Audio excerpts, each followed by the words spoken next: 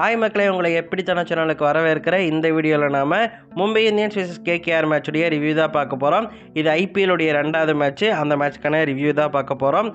பொதுவாக மும்பை இந்தியன்ஸுடைய ஃபஸ்ட்டு மேட்ச்னு சொன்னாலே கண்டிப்பாக சாமிக்கு விட்டுருவாங்க அப்படின்னு சொல்லிட்டு தான் எல்லாருமே நினச்சிருந்தோம்.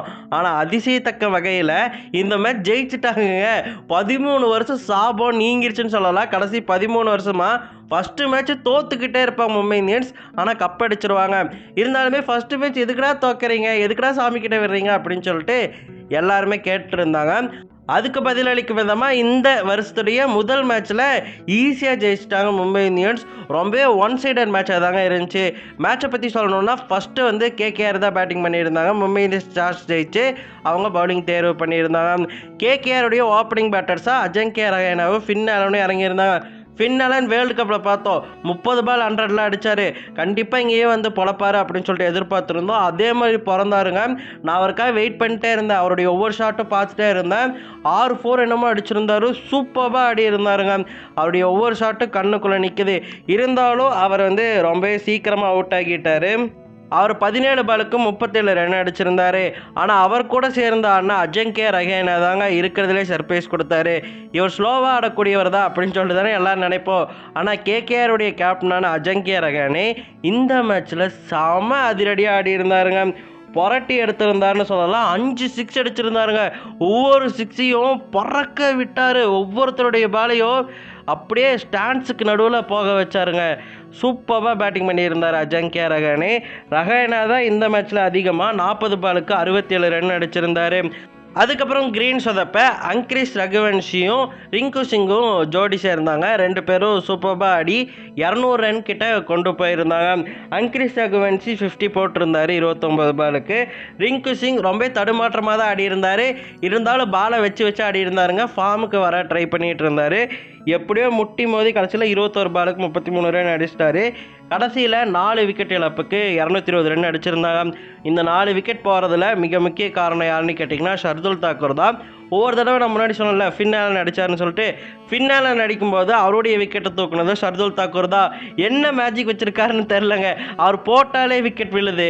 ஃபின் ஆலன் விக்கெட்டை தூக்கிட்டாரா. அடுத்து பார்த்தீங்கன்னா கேமரூன் கிரீன் விக்கெட்டையும் அசால்ட்டாக எடுத்துட்டாரு.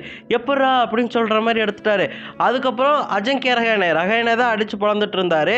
ரஹானாவுடைய விக்கெட்டையுமே தூக்கிட்டாரு. எப்படி இவர் விக்கெட் எடுக்கிறாருங்கிற நேக்கு வந்து எனக்கும் புரியலைங்க. 3 விக்கெட் எடுத்திருந்தார். 39 ரன் விட்டு கொடுத்து சூப்பர்பான பவுலிங் பண்ணியிருந்தார். ஸ்டாராக இருந்தார்.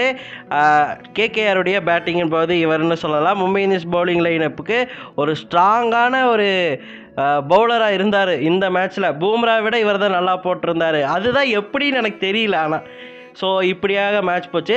221 டார்கெட்டோட மும்பை இந்தியன்ஸ் ஆடி இருந்தாங்க. ஃபஸ்ட்டு மேட்ச் அப்போ ஓத்திக்கோ, இப்போ எப்படி ஓத்திக்க போகுது அப்படின்னு சொல்லிட்டு தான் எல்லாம் நினச்சிருந்தோம். ஆனால் அதற்கு நேர்மாறாக ரயன் ரிக்கல்டனும் ரோஹித் சர்மாவும் பொழந்து ஆட ஆரம்பிச்சிட்டாங்கங்க.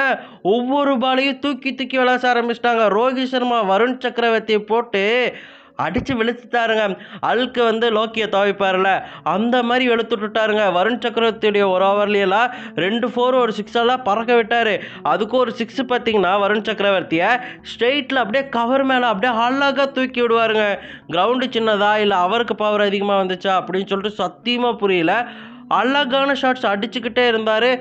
வித்தியாசமான ரோஹித் சர்மாவை பார்க்க முடிஞ்சுங்க. இன்றைக்கி இல்லை, இதுக்கு முன்னாடி ஓடிஐ நடந்துச்சு. அதுலேயுமே பார்த்தீங்கன்னா வித்தியாசமான ஷாட்ஸ்லாம் ட்ரை பண்ணிட்டு இருந்தார். இதுலேயும் அப்படி பண்ணியிருந்தார். ரொம்ப நல்லா ஆடி இருந்தார். அது மட்டும் இல்லாமல் இவருக்கு ஏற்ற மாதிரியே ஷார்ட் பாலெல்லாம் போட்டு கொடுத்தாங்க. அதுலேயும் 4 6 எல்லாம் காட்ட ஆரம்பிச்சிட்டாரு. இப்படியாக சூப்பராக ஆடிட்டு இருந்தார். கடைசியில் எப்பவும் போல் செல்ஃப்லைஸாக போய் அவுட் ஆகிட்டார். 78 ரன்கள் அடிச்சிருந்தார் 38 பாலுக்கு. 200 ஸ்ட்ரைக் ரேட் மேலே வச்சுருந்தாருங்க. சூப்பர்பான பேட்டிங்கு. அவர் அவுட் ஆகும்போது ஸ்கோர் எவ்வளோ தெரியுமா? 12 ஓவருக்கு 148. ரயன் ரிக்கல்டனும் ரோஹித் சர்மாவும் அப்படி பொழந்து எடுத்திருந்தாங்க. 8 ஓவருக்கே 100 ரன் அடிச்சிருந்தாங்க 2 பேருமே. ரயன் ரிக்கல்டன் அதுக்கப்புறம் கொஞ்சம் கொண்டு போனார்.